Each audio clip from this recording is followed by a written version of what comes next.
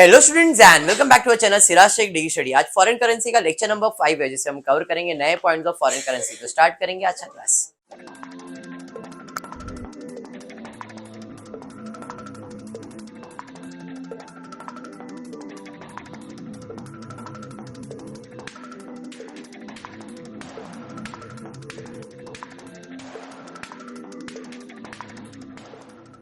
आज जो क्लास होगा फॉरेन करेंसी का, इसमें जर्नल एंट्री नहीं होगा।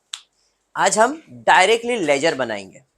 मीन्स जो क्वेश्चन का रिक्वायरमेंट रहेगा, फॉरेन करेंसी अकाउंट मतलब फॉरेन एक्सचेंज फ्लक्चुएशन अकाउंट बोला तो फ्लक्चुएशन अकाउंट प्रिपेयर करेंगे। डेटर्स का अकाउंट बोलेंगे तो डेटर्स का अकाउंट, क्रेडिटर्स का अकाउंट बोलेंगे क्रेडिटर्स का अकाउंट, मशीन खरीदा, फर्नीचर खरीदा, गुड्स खरीदा, जिसका अकाउंट बोलेगा उसका अकाउंट प्रिपेयर करेंगे। 90% दो ही अकाउंट पूछा जाता है, it is foreign exchange fluctuation account and your debtor और क्रेडिटर्स अकाउंट, मतलब जिससे खरीदा या जिसको बेचा उसका अकाउंट। ठीक है क्या? जैसे इस क्वेश्चन के अंदर prepare foreign exchange fluctuation account in the books of Shyam Sundar, बराबर है कि नहीं? तो यहां पे आपको foreign exchange fluctuation FEF account prepare करना है, जिसका अपन ने नाम रखा था एक्सचेंज डिफरेंस अकाउंट, और कुछ भी नहीं है। ऐसा समारा है तो 7 मार्क्स के लिए आएगा, सिर्फ इतना।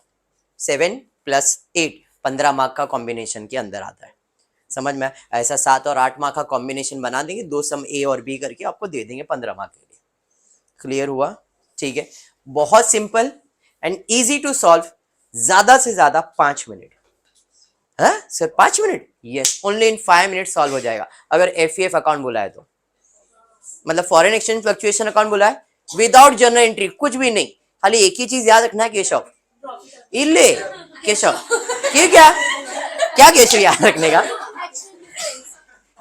जब भी पैसा देना है या पैसा लेना है तो केशव क्या बोलता है? Sir exchange different. समझ में आया? सिर्फ इतना ही ध्यान रखना है कि पैसे के ट्रांजैक्शन में एक्सचेंज डिफरेंस आता है और कहीं पे भी नहीं आता है। खरीदेंगे नो एक्सचेंज डिफरेंस, पेमेंट करोगे या पेमेंट रिसीव होएगा तो एक्सचेंज डिफरेंट, एंड फायदा या नुकसान उसी टाइम पे होता है। तो सिंपल सा रूल है, 11th स्टैंडर्ड से पढ़ते हो तो गोल्डन रूल क्या है? Debit all expense and losses, credit all income gain.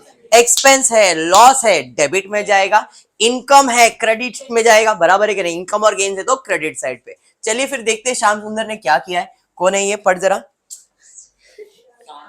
Shyam Shyam Shyam सुंदर चलो ठीक है, चल पढ़, क्या है क्वेश्चन? नहीं नहीं, मेरे को इंग्लिश आता रहता तो हो गया रहता। बेटा पढ़, क्या है? से बुक में देखिए, पढ़, इधर से नहीं दिख रहा है तो।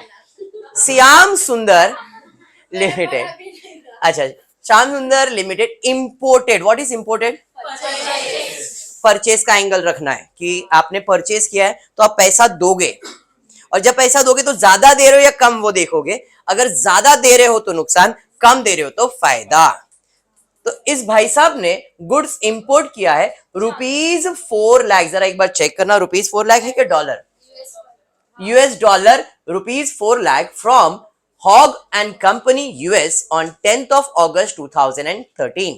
10 अगस्त को हमने गुड्स परचेज किया है 4 लाख रुपए का, बराबर है। The exchange rate was ₹41। यहाँ पे एट द रेट रुपीज जो दिख रहा है मेरे को, इधर डॉलर रहेगा।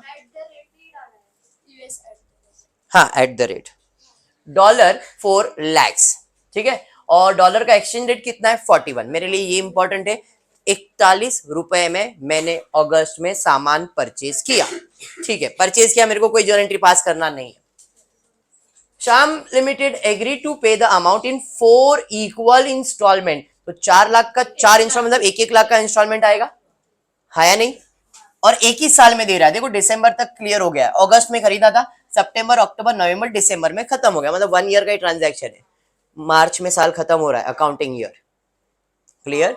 मतलब ये 1 ईयर का ही कैलकुलेशन है। अभी कृणाली, मैंने जब सामान खरीदा था, डॉलर का रेट क्या था? अगर जब मैं पेमेंट करूंगा तो 42.25 ज्यादा दूंगा, मुझे लॉस होगा, और जो भी लॉस होगा एक्सचेंज डिफरेंट डेबिट में आएगा। तो हम प्रिपेयर करेंगे FEF account, foreign exchange fluctuation account, जिसका नाम है एक्सचेंज डिफरेंट अकाउंट। जो भी लॉस होगा डेबिट में होएगा।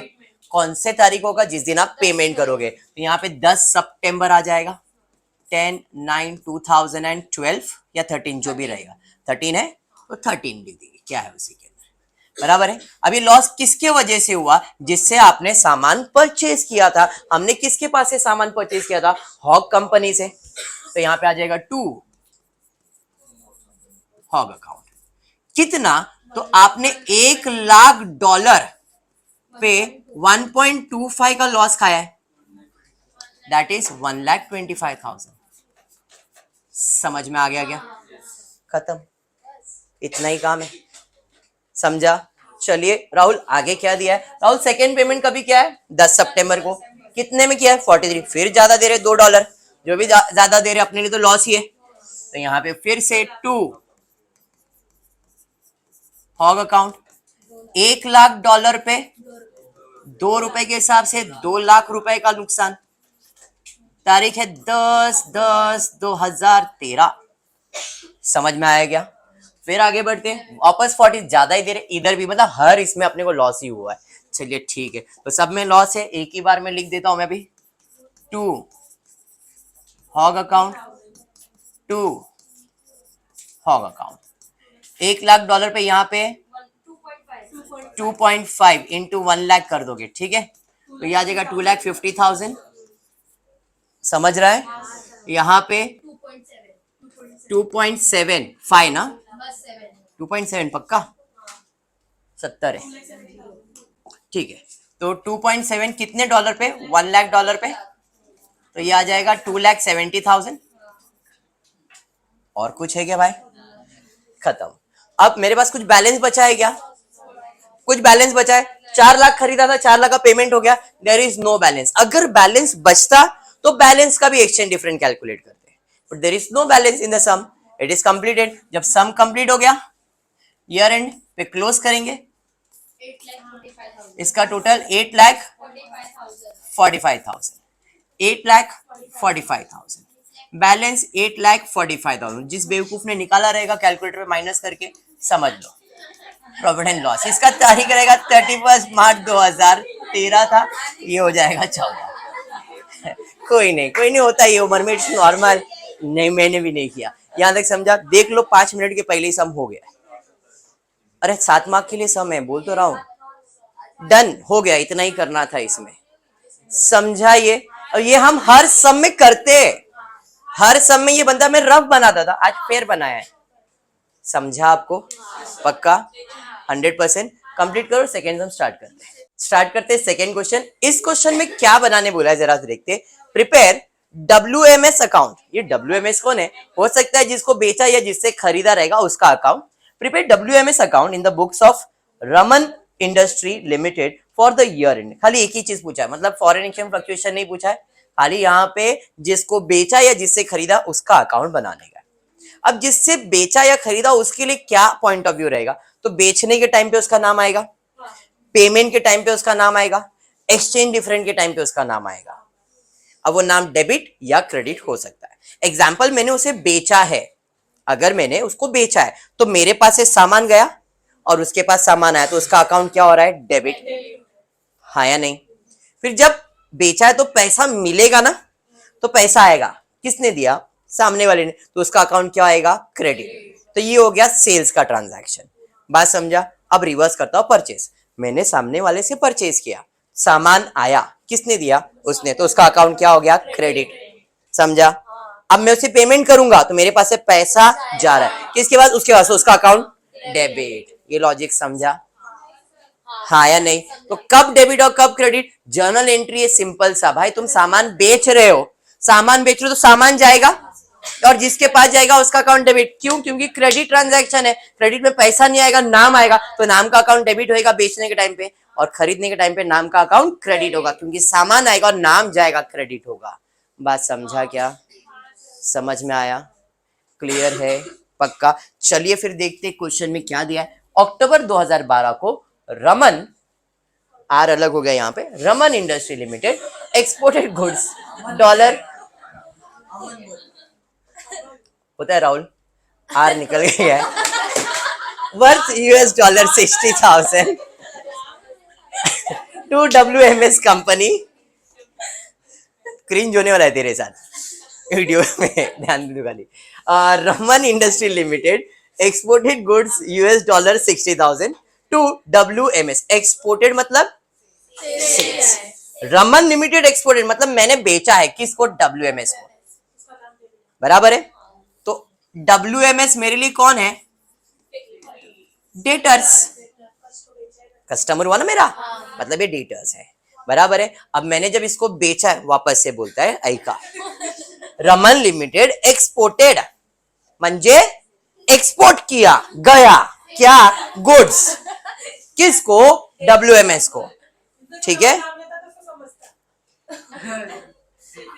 आर अलग हो गया। तो WMS paid instalment as under, भाई साहब ने इंस्टॉलमेंट 60,000 का कैसे दिया है, 18, 12, 12, 10 और 8, देखो क्या एक साल के अंदर ही है क्या, ईयर एंड क्या है भाई साहब का, मार्च, 2 साल का ट्रांजैक्शन है, मतलब यहां तक फर्स्ट ईयर और उसके बाद ये सेकेंड ईयर, तो थोड़ा सा कॉम्प्लिकेटेड है, 2 इयर्स कैलकुलेशन है, बराबर है, क्योंकि मार्च तक ही साल होता है, मार्च के बाद अप्रैल मतलब न्यू ईयर, और ईयर एंड इसका मार्च में ही है, ठीक है। चलिए फिर स्टार्ट करते हैं। पहला ट्रांजैक्शन हमने बेचा है $60,000 का 31 अक्टूबर को, बेचा है मतलब मेरे पास से सामान जाएगा, सामान जाएगा, बदले में पैसा नहीं, नाम आएगा, तो नाम आएगा यहां पे message WMS account for the year ended 31 मार्च, ठीक है क्या, अरे समझ में आया, यस और नो, ठीक है। चलिए अब मैंने जब सामान बेचा तो सामान गया, बदले पैसा नहीं, नाम आएगा, तो यहाँ पे टू सेल्स अकाउंट या तो एक्सपोर्ट अकाउंट, तो नाम आएगा, अरे नाम की इसमें क्या लिखा आपने, सेल्स, कितने डॉलर का सेल्स हुआ, $60,000 का, डॉलर का रेट कितना था देखो जरा, तो डॉलर का रेट दिया था यहाँ पे दिया, exchange rate on 31 October was 45, तो मैंने सामान बेचा था 45 में। एक कैलकुलेटर नाम का प्राणी रहता है अपने हाथ में, 31 अक्टूबर 27 लाख, अंडरस्टूड, एनी डाउट। बेचने के टाइम पे केशव को याद नहीं करते, कभी पैसे के टाइम पे केशव को याद करें, क्यों, एक्सचेंज डिफरेंस आता है, समझ में आया क्या। चलिए स्वाति ध्यान दो आप इधर, पहला पेमेंट हुआ है 1 दिसंबर को, कितने का पेमेंट हुआ है, $12,000 का पेमेंट हुआ है, मतलब हाँ 18,000 का हुआ है, उम्र में होते रहता है ऐसा, 18,000, तो मेरी उम्र में हंसी आती तुम लोग को, 18,000 का पेमेंट मिलेगा क्योंकि आपने सामान बेचा है, कैश अकाउंट डेबिट और डेटर्स का अकाउंट क्रेडिट, तो डेटर्स का अकाउंट क्रेडिट बाय कैश और बैंक, $18,000 @44 7 लाख, बराबर है। केशव ने बोला सर एक्सचेंज डिफरेंट, बोला वेरी गुड, बेचा कितने में था, पैसा कितना मिल रहा है, $1 कम मिल रहा है ना, लॉस हो रहा है, लॉस हो रहा है, तो एक्सचेंज डिफरेंट डेबिट, तो इसका अकाउंट क्या आएगा, समझ में आया, तो यहाँ पे आएगा by FEF account, exchange different account, कितना, तो $18,000 पे, अब देखो मैं इधर डॉलर नहीं लिखूंगा, इधर डॉलर नहीं लिखने का रीजन है क्योंकि डॉलर को भी तो टैली करना है ना, तो अगर मैं $18,000 डाल दूंगा तो डॉलर बढ़ गया, पेमेंट ज्यादा हो जाएगा, तो यहाँ पे FEF में डॉलर लिखने की जरूरत नहीं है, डायरेक्टली इधर एक्सचेंज डिफरेंट कितना, $18,000 पे ₹1 के हिसाब से 18,000, मतलब यहाँ पे डॉलर का प्रेजेंटेशन नहीं आएगा, डॉलर का प्रेजेंटेशन सिर्फ खरीदने और पेमेंट के टाइम पे लिखना है, बाकी FEF में नहीं, और क्लोजिंग के टाइम पे आता है, ठीक है, ये समझा आपको, पक्का। चलिए नेक्स्ट, उसके बाद सेकेंड पेमेंट कब किया भाई साहब ने, तो सेकेंड पेमेंट किया फेब में $12,000 का, तो भाई पेमेंट किया मतलब पैसा जाएगा, आएगा, सेल्स किया तो पैसा आएगा, किसने दिया है, WMS ने, तो बाय कैश और बैंक, कितना, $12,000 का पेमेंट किया @46 52,000। अब केशव बेचा कितने में था, पैसा कितना मिला, $1 ज्यादा, इनकम होएगा, जो भी इनकम होगा FEF क्रेडिट, तो इसका अकाउंट हो जाएगा debit to FEF account, dollar में नहीं लिखेंगे। $12,000 पे ₹1 के हिसाब से 12,000 का प्रॉफिट। समझा? पक्का? Very good. करीना आगे क्या दिया है? वापस से हमने भाई पेमेंट किया $12,000 का, बट 43 में। अब पेमेंट फिर मिला कैश अकाउंट डेबिट, तो इसका अकाउंट हो जाएगा cost to credit by cash और बैंक। कितना पेमेंट किया? $12,000 का पेमेंट किया, 43 के हिसाब से 16,000। बेचा कितने में था केशव? 45। पेमेंट कितना मिल रहा है? $2 कम मिल रहा है, तो लॉस है। जो भी लॉस है एक्सचेंज डिफरेंट डेबिट, तो इसका अकाउंट हो जाएगा क्रेडिट बाय FEF अकाउंट। बराबर है? एक मिनट, कितना? अब ये 24,000 कैसे आया? $12,000 पे ₹2। क्लियर हो रहा है ना संध्या? उसके बाद क्या दिया देखो जरा, उसके बाद साल खत्म। अब साल खत्म तो देखना पड़ेगा बैलेंस कितना है, तो मेरे पास बैलेंस है 18,000। देख लो 60,000 का सेल्स हुआ था, अपने को इतना ही पेमेंट आया है, तो अभी 18,000 बैलेंस है ना। तो अब 18,000 जो पेमेंट बैलेंस है, अगर इसका अजम्पशन लगा देते हम लोग, अगर इसका पेमेंट रिसीव होता है तो 31 मार्च को डॉलर का रेट क्या है? बेचा कितने में था? 45। तो पैसा अगर मिलता तो कितने के रेट पे मिलता? 44। ₹1 का लॉस होता। लॉस होता मतलब क्या होता भाई? एक्सचेंज डिफरेंट डेबिट, तो इसका अकाउंट हो जाता क्रेडिट। बात समझ में आया? बाय फिर से FEF अकाउंट कितना होता? $18,000 पे ₹1। बराबर ना, क्योंकि 44 था ना डॉलर का रेट। अरे समझ में आया? तो यहां पे आ जाएगा 18,000। Any doubt till here? साल खत्म, क्लोजिंग करेंगे। चलिए फिर क्लोज करते हैं। यही ज्यादा लग रहा है क्या? ये ज्यादा है, ये ज्यादा है।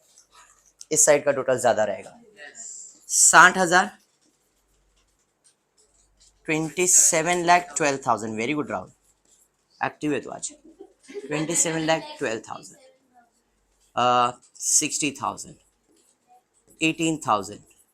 हाँ बताइए बैलेंस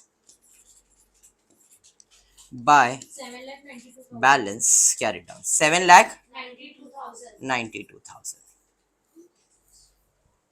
समझ में आया? अब ये राइट है या रॉन्ग चेक करना है अगर, तो जादू की छड़ी घुमाते हैं जरा। 7,92,000 को डिवाइड बाय 18,000 यूनिट करो, 44 आना चाहिए। 18,000 है ना, 44 आ रहा है क्या? अरे ऐसा कैसे सर? 31 मार्च को मेरे को डॉलर का रेट क्या दिया था? दिया था। इसका मतलब मेरा नया रेट 44 आना चाहिए ना बैलेंस का। मैंने क्लोजिंग करके चेक किया, मेरा आंसर करेक्ट है। समझ में आया? तो मैंने पहले क्लोजिंग नॉर्मल, मैंने आपको बताया भी नहीं कि वो डॉलर का रेट कैसे है। क्लोज किया, आपने बैलेंस ये निकाला। अब ये राइट या रॉन्ग चेक करने का मैंने क्या बताया? 31 मार्च का डॉलर का रेट कितना था? 44। तो हमारा बैलेंस में डॉलर का रेट भी 44 ही आना चाहिए। तो $18,000 का 44 से मल्टीप्लाई करके चेक करो, आपको ये रहेगा। ऑलरेडी था ऊपर। ठीक है, ये समझा? अब ये इधर का क्लोजिंग है, तो नए ईयर का वो बन जाएगा opening to balance brought down $18,000 at the rate 44, 7,92,000, 1,4,2,000 जो भी ईयर रहेगा आपका। इधर क्या था? 12 था, तो ये 13 हो जाएगा, जो भी XYZ। ये समझा आपको? मृणाली आगे क्या है भाई? फिर से 17 तारीख को पेमेंट हुआ है, पेमेंट आएगा कैश अकाउंट डेबिट और इसका अकाउंट हो जाएगा क्रेडिट। तो यहाँ पे क्रेडिट साइड पे लिखूंगा मैं। ठीक है, क्रेडिट साइड पे बाय कैश और बैंक। कितना पेमेंट किया मैंने? $10,000 और डॉलर का रेट 46, 4,60,000। कितने में बेचा था? नया रेट आ गया ना 44। अभी तो ये इसको कंपेयर करना है। 44 में बेचा था केशव, 46 मिल रहा है, $2 का प्रॉफिट हो रहा है। जो भी प्रॉफिट है FEF क्रेडिट, तो इसका अकाउंट हो जाएगा डेबिट टू FEF अकाउंट। कितना? तो 18,000 सॉरी $10,000 पे ₹2 के हिसाब से 20,000। समझाना कैसे आया? 10,000 into 2। Compare to journal entry अगर लेजर आता है ना, तो बहुत ईजी रहता है। बहुत, मैंने जर्नल एंट्रीज का कंसेप्ट इसलिए एक्सप्लेन किया, वो दिमाग में है तो ये और इजी हो जाता है। ठीक है, चलिए बढ़ेंगे नेक्स्ट। उसके बाद क्या है जी, आगे फिर पेमेंट हुआ है कितना, $8,000 एट द रेट 47 के हिसाब से। तो भाई पेमेंट हुआ है मतलब बाय कैश और बैंक, हाँ या नहीं। $8,000 एट द रेट 47 के हिसाब से 3,76,000 बराबर। इधर भी प्रॉफिट ही दिख रहा है $3 का, टू FEF अकाउंट। $8,000 पे इंटू 3 कर दोगे 24,000 आएगा। और कुछ है क्या, कुछ बैलेंस है क्या, नहीं। देखो टैली हो रहा है क्या, डन, सम कंप्लीट कर लो total. Oh my god, thank you. 18,000 amount बोल दो ना टैली का, 1,36,000 डन। समझ में आया सब। अब मेरे को एक्सप्लेन किया तो मेरे को इतना टाइम लगा है। अच्छा ठीक है, मैं एक्सप्लेन कर रहा हूं तो I took so much of time. When you will be solving the sum ये और कम टाइम में हो जाएगा। इसके लिए बोल रहा हूं, ये जो टॉपिक है स्पेशली देखो इतना ही है, इसके बाहर का कुछ भी नहीं आएगा। मैंने खाली एक सम बोला जो लोन वाला सम है, उसके अलावा वो लोग ट्रांजैक्शन के अंदर कस्टमर सप्लायर के नाम बढ़ा देंगे। जैसे पिछले लेक्चर अपने 2 देखा था, ऐसे 2 का 3 कर देंगे और कुछ नहीं ट्विस्ट आएगा। इतना ही है, डिफिकल्ट से डिफिकल्ट सम भी इतना ही है। आज मैंने लेजर भी करवा दिया और अपन करेंगे 1-2 और लेक्चर लेता हूं मैं, फिर टॉपिक को वाइंड अप करूंगा। समझ में आ रहा है पक्का 100%। तो आज के लिए इतना है। फुली आपको वीडियो पसंद आ रहेगा तो प्लीज वीडियो को लाइक कर देना, फ्रेंड्स ग्रुप में शेयर करना और चैनल को सब्सक्राइब करना। Thank you for watching the video.